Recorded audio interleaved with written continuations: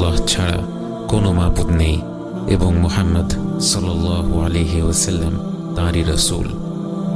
নিশ্চয়ই আল্লাহ সত্য, তার ফেরেশতারা সত্য, তার কিতাব সত্য, তার রাসূলগণ সত্য, কিয়ামতের দিবস সত্য, কদর সত্য, জান্নাত সত্য, জাহান্নাম সত্য। জাহান্নাম সেই নাম যা থেকে আমরা যতটুকু সম্ভব দূরে থাকতে চাই, যে নাম শুনলেই আমরা তা মস্তিষ্ক থেকে দূরে ঠেলে দিতে চাই। জাহান্নামী হওয়া তো দূরের কথা, আমরা এই নিয়ে চিন্তাও করতে চাই না। কিন্তু জাহান্নাম সত্য এবং আল্লাহ আমাদেরকে এর ব্যাপারে সতর্ক করেছেন। আপনার নিজের সন্তান যদি আগুনের দিকে হাত বাড়ায়, আপনি বলবেন না তাকে আগুনের মতো ভয়াবহ বিষয়ের কথা বলে লাভ কি?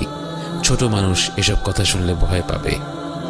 আপনি জানেন সে আগুনে হাত দিলে তার হাতটা পুড়ে যাবে, তাই আপনি তার প্রতি ভালোবাসার কারণেই তাকে আগুনের ব্যাপারে সতর্ক করে দেবেন। পবিত্র কোরআনে যে বিষয়গুলো বারবার এসেছে তার মধ্যে একটি হলো জাহান্নামের ব্যাপারে সতর্কতা, কারণ আল্লাহ জানেন এই বিষয়ে মানুষ অনেক বেশি খামখেয়ালি।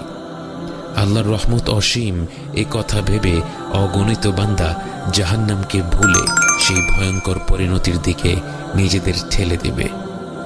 আল্লাহ জাহান্নামকে সৃষ্টি করেছেন অবিশ্বাসী মুনাফিক বান্দাদের জন্য এবং এমন সব বিশ্বাসীদের জন্য যারা অনেক বেশি পাপ অর্জন করেছে। জাহান্নামের আছে এক অতোষণীয় ক্ষুধা। সূরা কফে আল্লাহ সুবহানাহু ওয়া তাআলা বলেন, একদিন আল্লাহ জাহান্নামকে জিজ্ঞেস করবেন, তোমার পেট কি ভরেছে?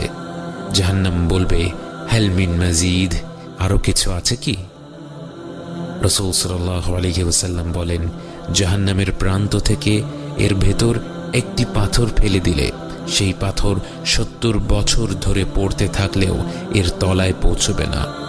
জাহান্নামের আছে অনেকগুলো স্তর, যে যত নিচের স্তরে থাকবে